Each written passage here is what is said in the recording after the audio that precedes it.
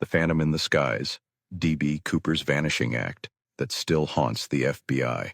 Imagine a shadowy figure, cloaked in the guise of an everyday businessman, stepping aboard a plane with a briefcase that hides a deadly secret.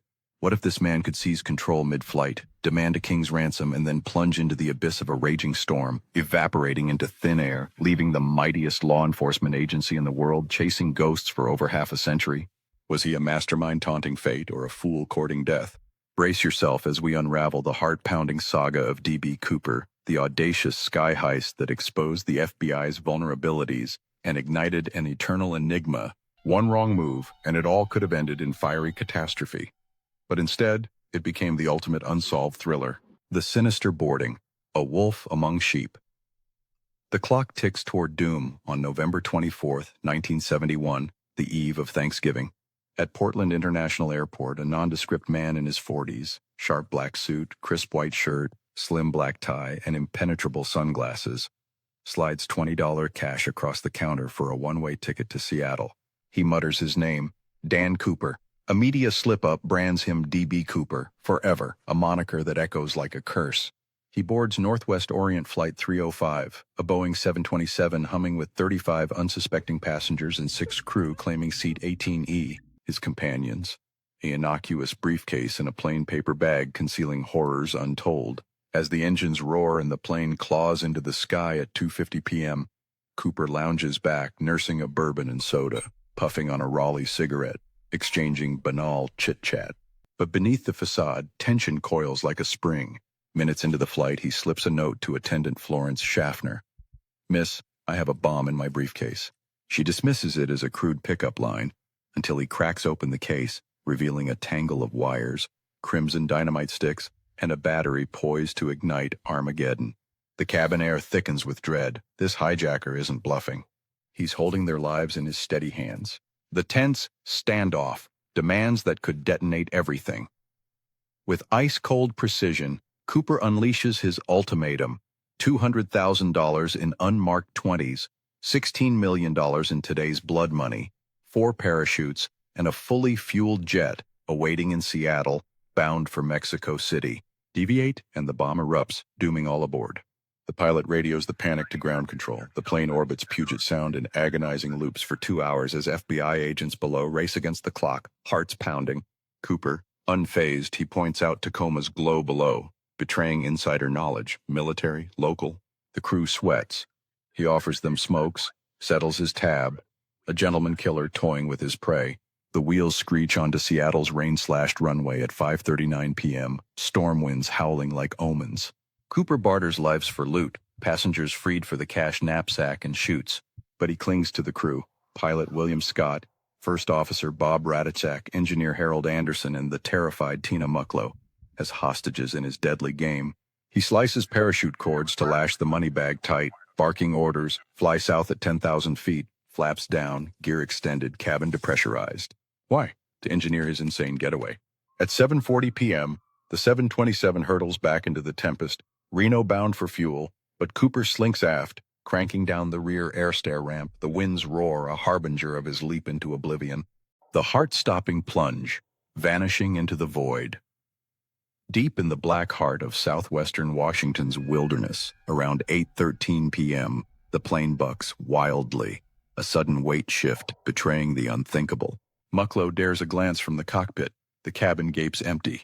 Cooper has hurled himself into the freezing gale, 21 pounds of ransom strapped on, 200 mile-per-hour winds tearing at him, sub-zero chill clawing his flesh. No beacon, no backup, just endless forests, swollen rivers, jagged peaks ready to claim him. The crew touches down in Reno, shaken but alive. Cooper, swallowed by the night, a specter unbound. This wasn't luck. It was a meticulously plotted evasion. He targeted the 727 for its mid-air deployable stairs, a whisper of aviation expertise that screams insider. Survival odds, near zero for a night jump in that maelstrom. Initial searches over Lake Merwin yield nothing but frustration, yet his feat spawns imitators, proving the sky's fragility, the relentless pursuit. An FBI dragged into the abyss. Enter NORJAK, the FBI's colossal dragnet, one of history's most grueling hunts. Hundreds interrogated, 200 square miles ravaged by choppers, divers, troops, even SR-71 Blackbirds spying from the stratosphere. 5 years bleed into dead ends, over 800 suspects from grifters to hardened vets evaporating like mist.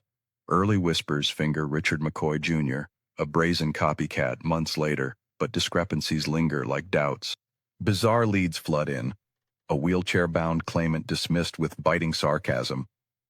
A man confined to a wheelchair did not hijack the plane. Imposters emerge, extorting with false claims, but the real phantom slips every net. If this nail-biting chase through history's darkest corners has your pulse racing, why not subscribe to my YouTube channel? Dive deeper into the enigmas that refuse to die. Buried secrets emerge, clues that tease and torment. Then, in 1980, a jolt from the grave. Young Brian Ingram unearths $5,800 in rotting 20s on the Columbia River's Tina Bar. Serial numbers a perfect match to the ransom, but the timeline twists. Algae evidence screams the bills hit water months post-heist, not instantly. Did Cooper bury, then lose them? Or did currents carry his corpse's loot? The fortune's bulk, vanished, never spent, fueling whispers of a silent tomb. Forensic shadows deepen. Cooper's discarded clip-on tie harbors over 100,000 particles. Exotic unalloyed titanium, bismuth, strontium sulfide, breadcrumbs to aerospace shadows or chemical layers, maybe Boeing's underbelly. Partial DNA mocks the hunters, matching no soul. Cigarette stubs incinerated pre-test. A stray hair, misplaced. These fragments dangle like bait. The case closed by the FBI in 2016. Resources diverted, but credible whispers still pursued. Shadows of suspects, confessions, conspiracies, and chilling coincidences. The rogues roster chills. Dwayne Weber, whose widow swears a dying gasp. I am Dan Cooper. Robert Rackstraw, Vietnam ghost with death-faking prowess. Walter Rika, paratrooper with taped brags. Lynn Doyle Cooper, linked to alias-inspiring comics. Conspiracies ignite. Disgruntled Boeing layoff victim, CIA shadow with covert drops or bones bleaching in the wilds. A spine-tingling contender, Richard McCoy Jr., the mimic slain in a 1974 blaze of bullets. His offspring cry guilty, bolstered by a 2023 North Carolina parachute find, uniquely altered, perhaps by the same ghostly supplier. FBI raids ensue, DNA looms. Sleuth Dan Gryder bellows, case closed. But skeptics hiss at mismatches in stature and years. 2025 file dumps unearth more macabre oddities like that absurd wheelchair tip, fueling CooperCon frenzy, the lingering nightmare. A mystery that refuses to die. 50-plus years on, DB. Cooper haunts as the sole unsolved air piracy, birthing security fortresses, metal detectors, bag x-rays, born from his shadow. Did he drown in the Columbia's depths, cash adrift, or lurk in anonymity, savoring his triumph? The tie's particles murmur unsolved riddles. That parachute could shatter the silence. Yet the heist endures, a pulse-quickening ode to defiance and the abyss of the unknown. What fate befell Cooper? Heroic outlaw, tragic fool, or eternal enigma?